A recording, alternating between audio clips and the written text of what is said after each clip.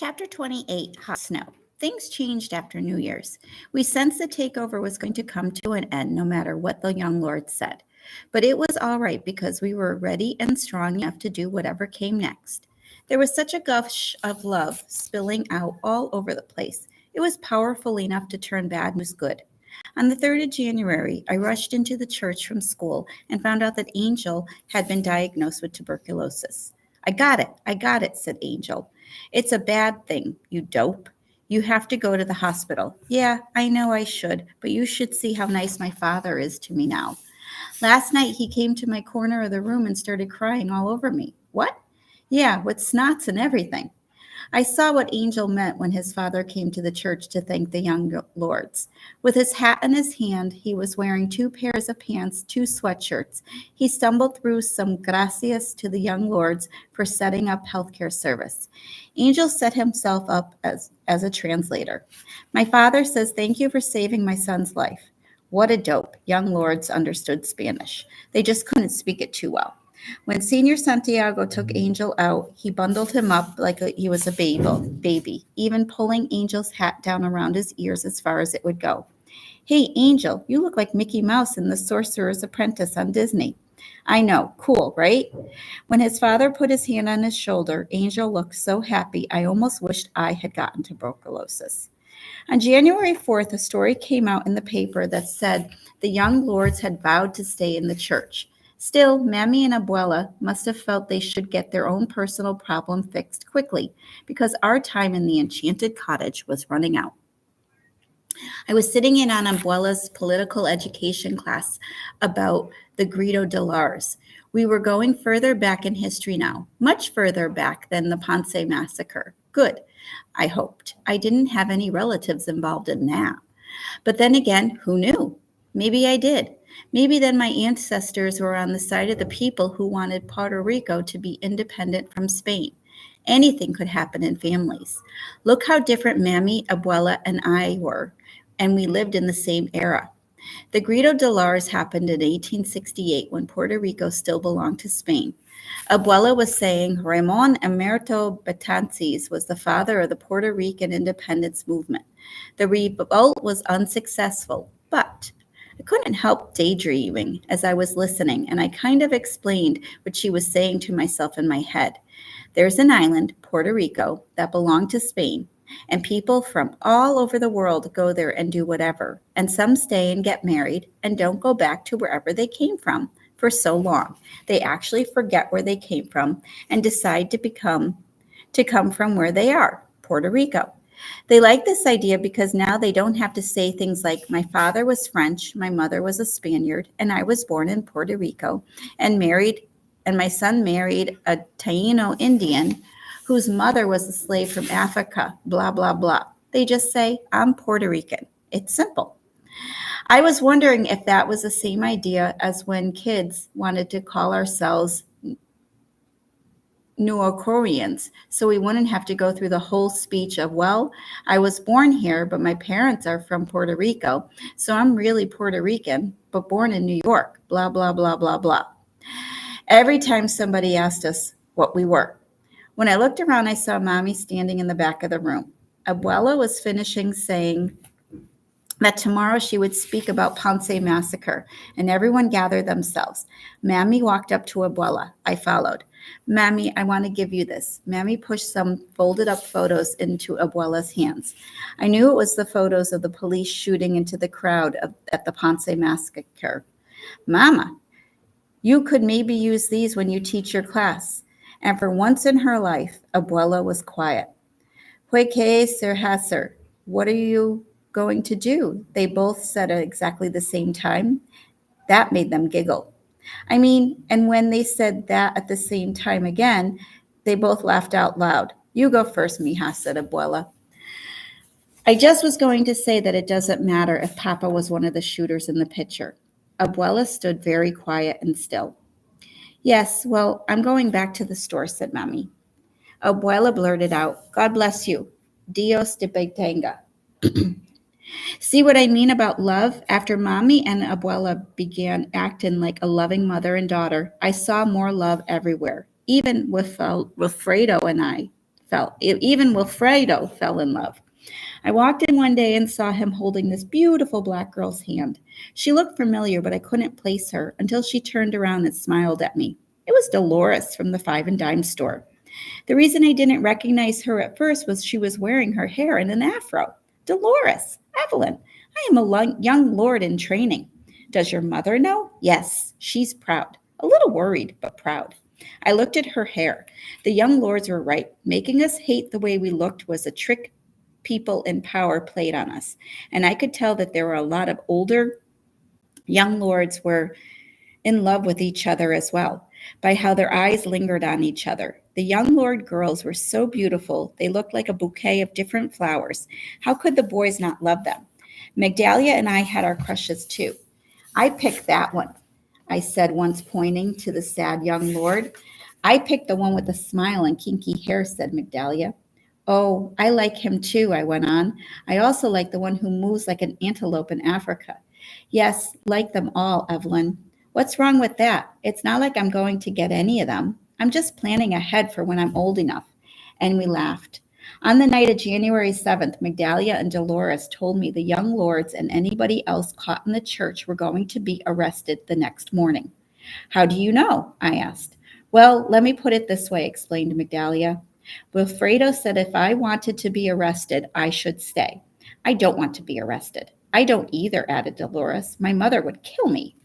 That night, Abuela and Mammy helped cook the last of the food, and I helped give away the last of the clothes. Our mood was bittersweet, but really heavier on the sweet. We floated home together for a last cup of coffee and more talk on everything that had happened over the past 11 days. Mammy served Abuela and me and drank her cafe standing by the stove.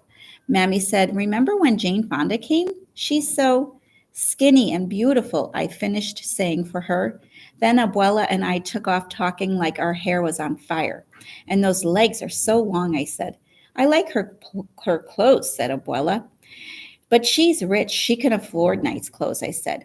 "Do you think I should change my hair color to be just like hers?" Abuela asked. "Maybe yes. I love her hair color." Poor Mammy tried to get a word in. "She's got nice boots." I couldn't help rolling my eyes at Abuela. What did Mammy know about nice boots?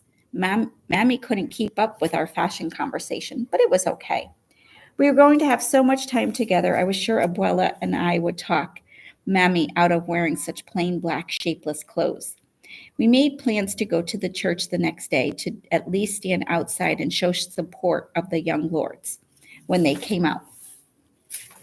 "I will meet you at 6:30 in the morning," said Abuela, finally leaving at 11:30. At 5:30 in the morning, we woke up to a soft snowing falling on El Barrio. Mammy and I quietly got dressed. We didn't want to disturb Pops. He couldn't understand the way Mammy had been acting lately, so it was best to leave him out of it. After tiptoeing into the kitchen, Mammy started to make coffee. I silently handed her the milk to heat up in the pot. She boiled the water and poured it through the coffee in the colander as I got 2 cups down and set the sugar.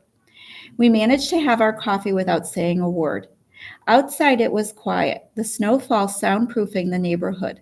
The riot gear on the police with snow sifting on them like flour made the streets look like a place from another world. Futuristic, moonlight. They were ready for a big riot, and that was not going to happen. It was as if they somehow turned the soft snow to hot snow. Magdalia had told us that everybody was going to be arrested peacefully. Mammy and I walked along next to each other. I hoped Awildia would be in the crowd watching the arrests, so she could see me with my mother and Abuela cheering the young lords on. Awilda would watch me raise my fists and shout, "Power to the people," and die of envy because I was into something and she was into nada. I think that maybe having the last nasty thought was made the bad thing happen. 2 blocks from the church, we spotted Abuela tottering toward us on her high-heeled boots. She waved us and smiled. I looked from her face to Mammy's, which was just about to break into a smile. And then out of the corner of my eye, I saw a glittering, shiny something come out of the sky. It picked up the light, and just as I started wondering what it was, it hit me over my left eye. The beginning of Abuela's smile turned to shock, and she tried to see where the bottle had come from. I stumbled toward her. Abuela, I reached out for her, but her arms stayed stuck to her sides as she continued to look toward the rooftops. Mammy caught me and practically picked me up from the way she used to be in a much smaller girl. Mammy screamed for the police, and even as I stood there feeling the warm blood dripping over my eye, I could feel my mother's hot anger. Politica, politica. We have to get her to the hospital. But even the police began to point up to the rooftops.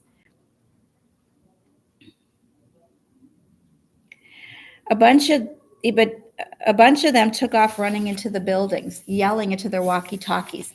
Mammy dragged me toward one of them and got right up in their face. Forget that up there. This emergency. Get us to the hospital. Immediante. Even through my days, I realized I've never heard her command anyone like that, much less a policeman. Her voice forced him to take action. He spoke to his walkie-talkie, and a police car drove up as several buses neared the church. Then the other drama unfolded. People appeared out of nowhere singing "Que bonita bandera, la bandera Puerto Corrientia," and then moved toward the church in steps with the buses. I heard these words from Abuela. You go. You'll be all right. I will stay here and tell you what happened, but I was distracted by the air cooling the cut over my eye. Okay, Mommy answered her. I'll take her. I'll see you later. Mammy shoved me into the police car and got in after me, trying to cradle my head. But I kept pulling away from her so I could move over and make room for Abuela. She's not coming with us, Mommy said, as if it were the most obvious thing in the world. One of my eyes was sealed shut with blood, but I could see the first of the young lords stepping out of the church. My fist raised with the heading toward the police buses with my other eye. Abuela shut the police car door behind us. Looking in, she waved as we pulled away. The wave broke me. That weak little goodbye had all the power in the world to unleash all the joy, anger, relief, humiliation of the last 11 days. Like steam escaping from the jammed up radiator in our apartment, my emotions exploded and I started to cry. My mother murmured soothingly as she commanded the policeman to drive faster. Calamante, you're going to be okay, Mommy assured me. Pero, abuelo, policia, please hurry up. Abuela, I cried. You're going to be okay. It's probably not deep. But abuela, I couldn't stop crying so hard. What about your abuela? She should have come with us. Don't worry. My blood seeped into Mammy's coat and my face stuck to it as I pulled away. ¿Qué pasa? Stay calm, she said gently.